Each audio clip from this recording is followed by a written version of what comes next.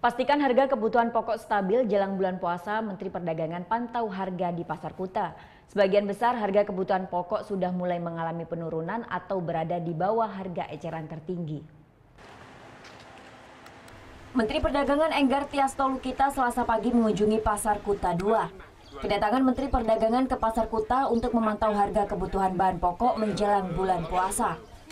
Berdasarkan hasil pantauannya ke sejumlah pedagang sembako menjelang bulan puasa, harga kebutuhan bahan pokok stabil, bahkan cenderung menurun atau berada di bawah harga eceran tertinggi. Menurutnya stabilnya harga bahan pokok karena suplai yang lebih dari cukup.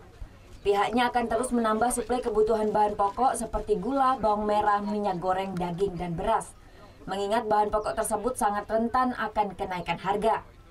Selama ini meningkatnya harga kebutuhan bahan pokok karena adanya upaya penimbunan barang oleh sejumlah pihak. Dan penimbunan sudah tidak bisa berjalan lagi karena kita keras sekali dengan Satgas Pangan. Kalau mereka ada yang berani menimbun, ketahuan kita proses hukum.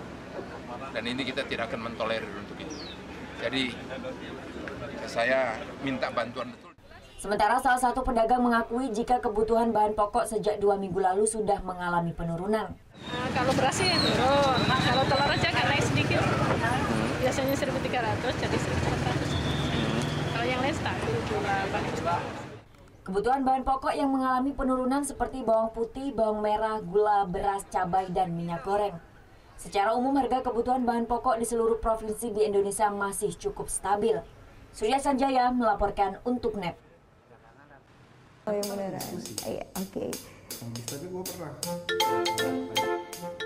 Nah, udah kan untuk beritanya? Jangan lupa di subscribe, di like, dan juga di komen ya akun YouTube dari Net Bali.